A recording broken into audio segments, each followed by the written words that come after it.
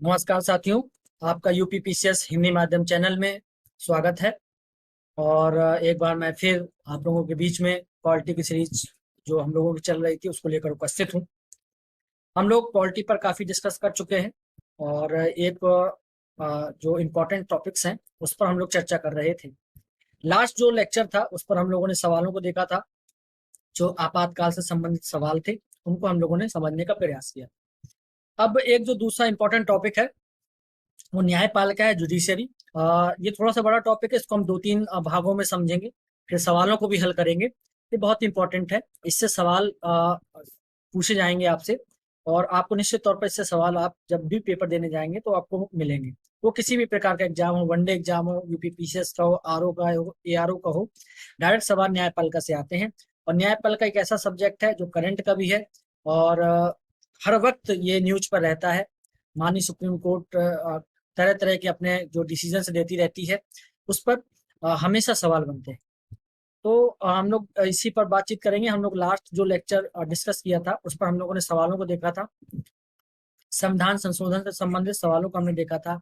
राज्य राष्ट्रीय आपातकाल और राष्ट्रपति आपातकाल, हमने दो चीजों को देख लिया था। अब आगे का जो ये सीरीज है उसको हम लोग देखेंगे। तो ये जुडिशरी है, न्यायपालिका। आप जानते हैं कि भारत में तीन प्रकार के जो विधायी अंग हैं, वो एक है विधायिका, दूसरी है आपकी कार्यपालिका और तीसरी है न्यायपालिका।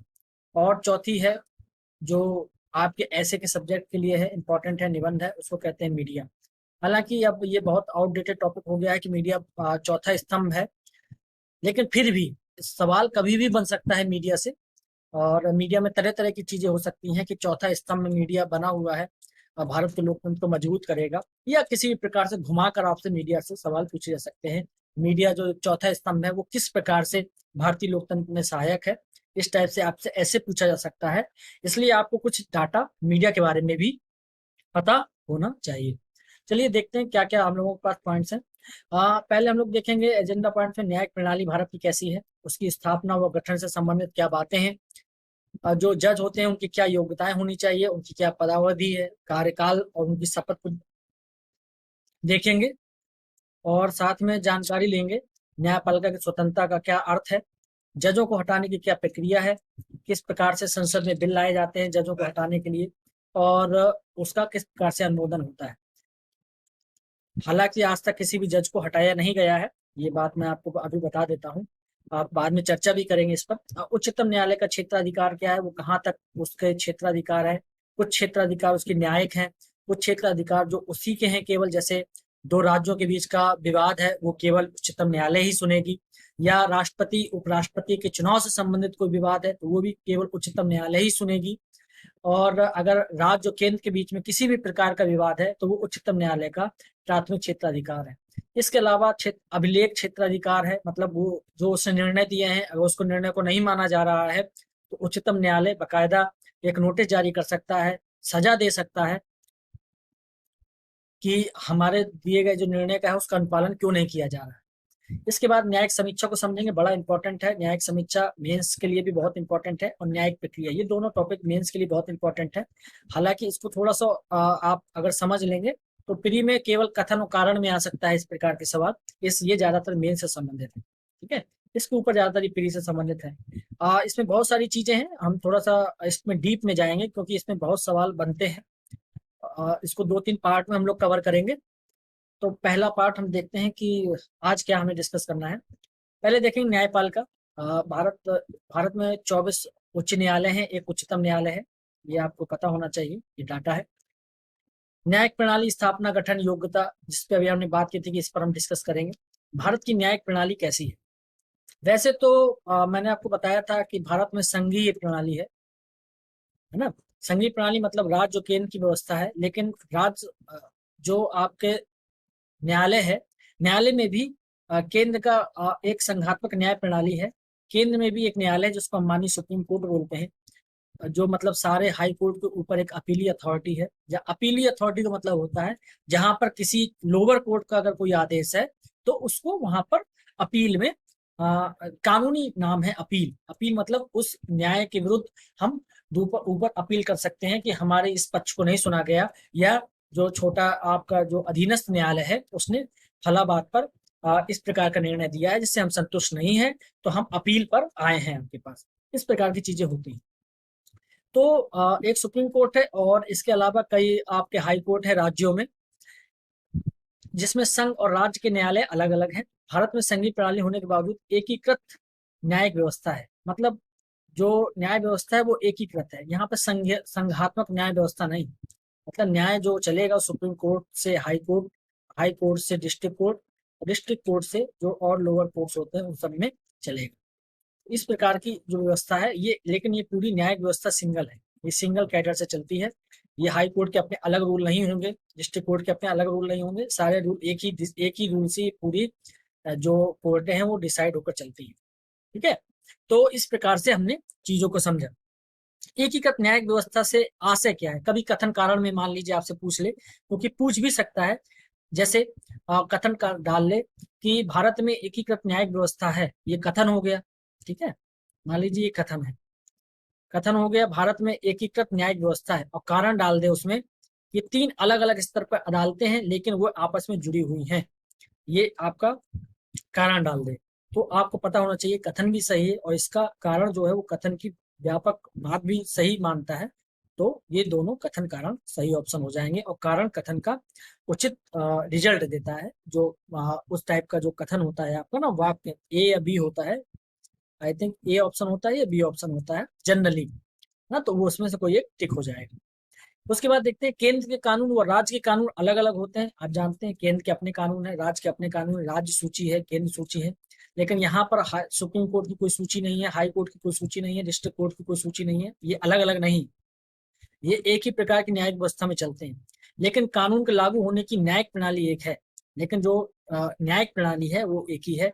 आप इस मैटर को डिस्ट्रिक्ट कोर्ट में ले जा सकते हैं, डिस्ट्रिक्ट कोर्ट से अपील में हाई कोर्ट जा सकता है, हाई कोर्ट से अपील में आप सुप्रीम कोर्ट भी जा सकते हैं। तो इस प्रकार से चीजें, भारत की न्यायिक प्रणाली जो है वो एकीकृत है। ये हमने इस बात को समझा। अब जो नेक्स्ट पार्ट है वो समझें कि उच्चतम न्यायालय की स्थापना कब हुई। उच्चतम न्यायालय की स्थापना 28 जनवरी 1950 को हुई थी, ये आपको पता होना चाहिए। ये स्वतंत्र भारत का प्रथम उच्चतम न्यायालय जो है 28 जनवरी 1950 को स्थापित हुआ था। भारत के उच्चतम न्यायालय की स्थापना संविधान के द्वारा की गई है, किस अनुच्छेद के तहत, अनुच्छेद 124 के तहत भारत का एक उच्चतम न्यायालय होगा, ये बात बकायदा कहता है। तो आपको अनुच्छेद जो आपको 124 है ये बिल्कुल रटा होना चाहिए, 124। आगे बढ़ते, उच्चतम न्यायालय की स्थापना संविधान के द्वारा हुई है और जिसमें जो न्यायाधीशों की संख्या है वो भी एक एक्ट के द्वारा तय की जा सकती है, और ये पावर जो है एक्ट बनाने की वो संसद के पास है, यानी संसद तय कर सकती है समय समय पर कि सुप्रीम कोर्ट में कितने न्यायाधीश होंगे। तो इसमें एक एक्ट है सुप्रीम कोर्ट नंबर ऑफ जजेस एक्ट 1956, एक कानून बनाया था सुप्रीम कोर्ट नंबर ऑफ जजेस एक्ट। इसी पे बार बार संशोधन होता है, लास्ट में संशोधन 2019 में हुआ था, जिसके तहत ये आपको ये लिखा हुआ है अमेंडमेंट एक्ट। इसके तहत जो 34 आपके जो जज हैं सुप्रीम कोर्ट में उनकी बात की गई थी। इसमें 34 में आपके चीफ जस्टिस ऑफ इंडिया हैं, जो 48वें चीफ जस्टिस ऑफ इंडिया हैं उनका नाम है एन.वी. रमन्ना, एन.वी. रमन्ना इनका नाम है। ये चीफ जस्टिस ऑफ इंडिया है, ये इसी 34 में शामिल है, मतलब 33 शेष हैं और प्लस एक चीफ जस्टिस ऑफ इंडिया। इस प्रकार का ये पूरा चीजें है। अब इन चीजों का कोई मतलब नहीं हो जाता, ये समय समय पर संख्या बढ़ाई जाती है, जैसे ये 2019 से बढ़ाई गई है। तो अब ये आपको याद करने की जरूरत नहीं है, ये किसी काम का नहीं है, ये इंपॉर्टेंट है। चलिए आगे बढ़ते हैं। यहाँ पर न्यायाधीशों की योग्यता, आखिर न्यायाधीशों की जब नियुक्ति की जाएगी तो किस आधार पर की जाएगी। पहली बात तो न्यायाधीशों की जो नियुक्ति होती है वो राष्ट्रपति करते हैं, आपको पता होना चाहिए। और राष्ट्रपति जो है नियुक्ति करते हैं किससे, कोलेजियम व्यवस्था के तहत जो न्यायाधीश जो स्वीकृत होकर आते हैं उस फाइल को राष्ट्रपति जी नियुक्ति के लिए साइन करते हैं। 124(3) में, ये भी आप याद रखिएगा, 124(3) में उच्चतम न्यायालय के न्यायाधीश के नियुक्त होने की योग्यता बताई गई है। ये आपको पता होना चाहिए, योग्यता के लिए 124(3) है। ठीक है, अब इसमें योग्यताएं ज्यादा देख लेते हैं कौन कौन सी है। वह भारत का नागरिक होना चाहिए, ये बात सही है। वह एक उच्च न्यायालय में या कुल मिलाकर अलग अलग उच्च न्यायालय में 5 वर्ष से न्यायाधीश हो, ये आपको पता होना चाहिए। तो 5 वर्ष से जज का काम करना चाहिए, कहाँ पर, उच्च न्यायालय में, हाई कोर्ट में उसको काम कर लेना चाहिए। हाई कोर्ट का उसके पास 5 वर्ष का अनुभव होना चाहिए एज ए जज। और उसके बाद आप यहाँ देखें, कुल मिलाकर लगातार 10 साल या कुल मिलाकर 10 साल से उच्च न्यायालय का वो वकील हो, या फिर वो 10 साल से वो वकालत कर रहा हो उच्च न्यायालय में, कम से कम उच्च न्यायालय में, या सुप्रीम कोर्ट में भी वो कर सकता है। आगे चलते हैं, देखते हैं क्या है इसमें बात। उच्चतम न्यायालय का स्थान कौन सा होगा, मतलब सुप्रीम कोर्ट की जो स्थापना होगी वो कहाँ पर होगी। वैसे संविधान में कोई जगह नहीं बताई गई है, लेकिन उसमें लिखा हुआ है कि दिल्ली, संविधान में उच्चतम न्यायालय का स्थान दिल्ली घोषित किया गया है। हालांकि दिल्ली के अलावा भी कहीं और भी संविधान के तहत आप सुप्रीम कोर्ट की स्थापना कर सकते हैं। इसमें जो मुख्य न्यायाधीश है, चीफ जस्टिस ऑफ इंडिया, वो इस प्रकार का अगर प्रावधान लाते हैं तो कहीं और भी सुप्रीम कोर्ट का स्थापना की जा सकती है, लेकिन उसमें राष्ट्रपति का अनुमोदन आवश्यक है। ये बात आपको याद रखनी है, ठीक है। इसके बाद बार बार चर्चा चल रही थी कि सुप्रीम कोर्ट में बहुत सारे पेंडिंग केस रहते हैं, वो सुन नहीं पाती है। तो ये था कि एक और बनाया जाए, जैसे हाई कोर्ट में कई केस हो जाते हैं तो उस केस को सुप्रीम कोर्ट में अपील के माध्यम से लाया जाता है। तो सुप्रीम कोर्ट के अपने खुद के केस होते हैं जो चल रहे होते हैं, और हाई कोर्ट के भी केस जब पहुंच जाते हैं विभिन्न राज्यों से, तो उसके पास बहुत ज्यादा मैटर हो जाता है। और केवल वकील जो जज होते हैं वो केवल हमारे पास 33 हैं, प्लस एक चीफ जस्टिस ऑफ इंडिया। इतने ही वकील हैं, कितना केस सुन पाए, सॉरी इतने ही जज हैं, कितना केस सुन पाएंगे। तो इसलिए एक बात की जा रही थी कि नेशनल कोर्ट ऑफ अपील बनाई जाए, मतलब राष्ट्रीय अपील न्यायालय एक बनाया जाना चाहिए। तो क्यों बनाया जाना चाहिए, ताकि हमारे जो केस आते हैं उसका निस्तारण जल्दी से हो, इस प्रकार की चीजें। तो उस संबंध में एक टी एस ठाकुर की अध्यक्षता में एक संविधान पीठ का गठन किया गया है। देखिए अब आगे जब निर्णय आ जाएगा तो आपको नेशनल कोर्ट ऑफ अपील भी स्थापित मिल सकता है। ये बाकायदा सुप्रीम कोर्ट का ही एक ब्रांच टाइप का होगा, जहां पर केवल अपील के मामले सुने जाएंगे, ठीक है। चलिए आगे बढ़ते हैं, देखते हैं क्या है इसमें। उच्चतम न्यायालय में न्यायाधीशों की नियुक्ति। अब नियुक्ति कौन करता है, संवैधानिक प्रावधान क्या है, नियुक्ति को लेकर प्रथा क्या है, 3 न्यायाधीश मामले क्या है, कोलिजियम व्यवस्था क्या है, राष्ट्रीय न्यायिक नियुक्ति आयोग क्या है।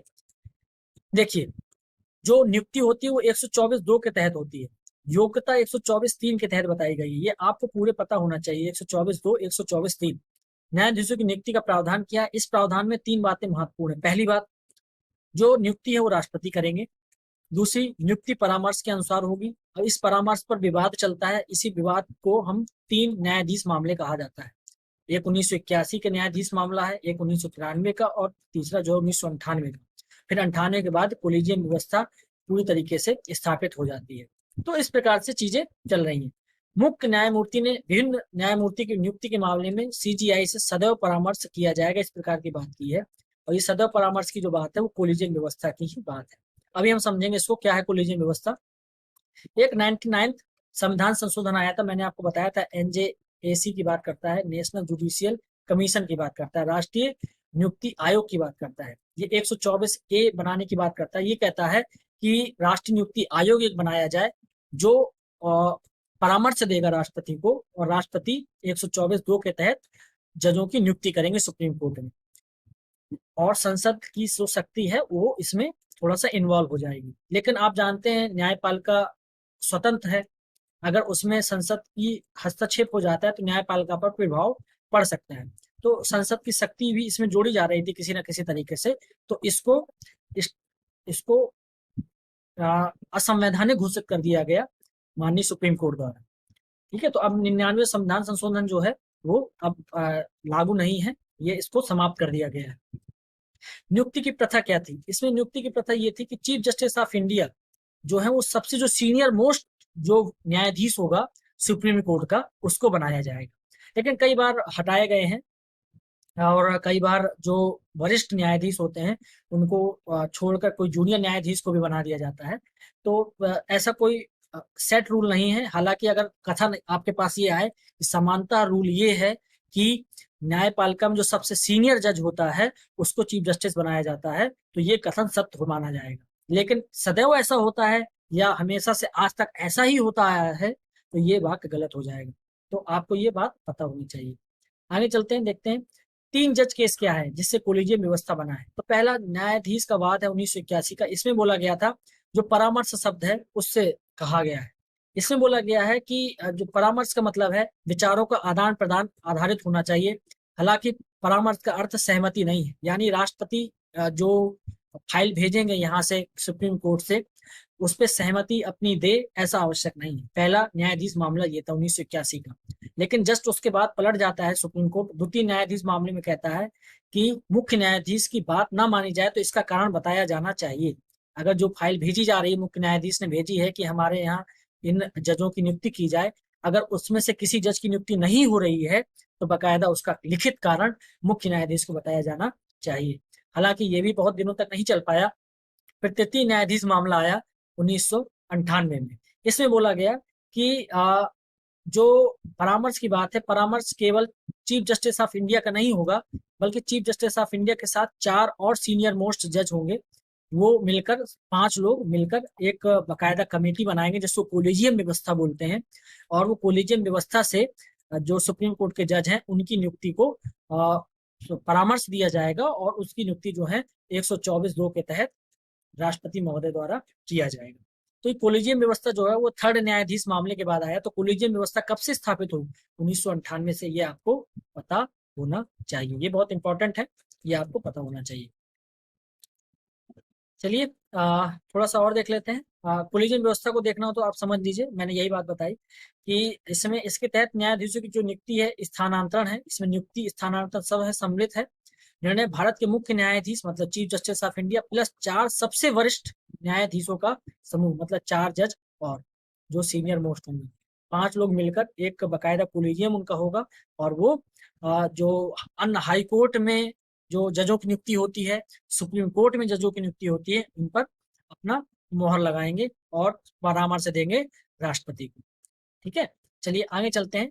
इसके बाद एक 99 जो संविधान संशोधन आया, राष्ट्रीय न्यायिक नियुक्ति आयोग, ये बनाने की एक बात की गई थी। इसमें बोला गया था कि जिस प्रकार से कई विभिन्न प्रकार के आयोग है जो नियुक्ति करते हैं, जैसे यूपीएससी है वो अन्य कार्मिकों की नियुक्ति करता है, अपना आयोग है यूपीपीसीएस पीएससी जो उत्तर प्रदेश के कार्मिकों का आप समझ रहे हैं नियुक्ति करता है, मतलब नियुक्ति नहीं मीन्स पेपर कराता है, भर्ती कराता है। उसी प्रकार से एक राष्ट्रीय न्यायिक नियुक्ति आयोग होगा जो इन पे जो एकाधिकार है न्यायाधीशों का, केवल न्यायाधीश ही न्यायाधीश की नियुक्ति करेंगे।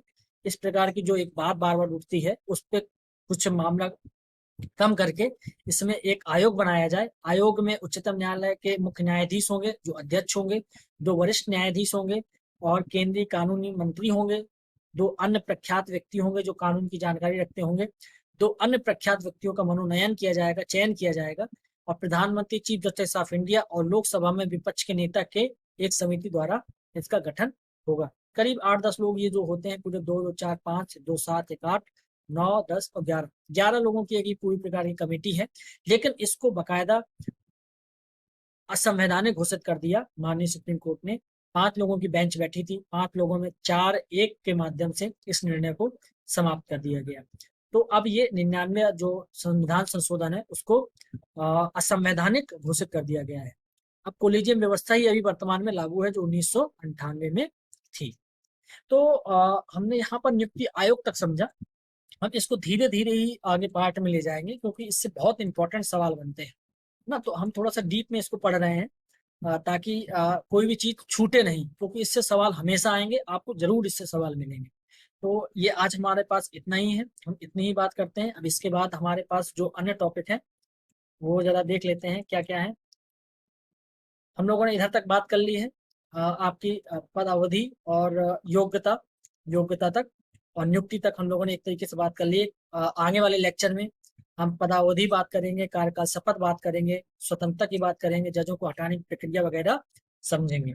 तो आज इतना ही रखते हैं। हम लोगों ने आज बहुत सारी बातें समझी, न्यायिक प्रणाली क्या है, स्थापना, गठन, योग्यता के बारे में हम लोगों ने समझा। तो अब फिर आपसे मुलाकात होगी नेक्स्ट लेक्चर में।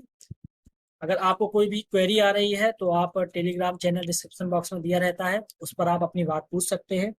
और एक बात मैं आपको जरूर बताना चाहूंगा, आपको आयोग के हिसाब से अपनी तैयारी को जारी रखना है, ये याद रखिएगा, क्योंकि बहुत सारा मैटर लोग पढ़ाते रहते हैं और आप बहुत डीप पढ़ते चले जाते हैं। आपको प्री निकालना है, केवल प्री आप क्वालिफाइड होना चाहिए, इस बात पर आपको फोकस रखना है। ठीक है। तो काफी जो टॉपिक डीप में होंगे मैं डीप में बता भी रहा हूँ आपको, उसको पढ़ा भी रहा हूँ। अगर फिर भी आपको कोई डाउट होता है तो आप टेलीग्राम में पूछ सकते हैं, आप कमेंट कर सकते हैं। फिर आपसे चलिए नेक्स्ट लेक्चर में फिर आपसे मुलाकात होगी। नमस्ते।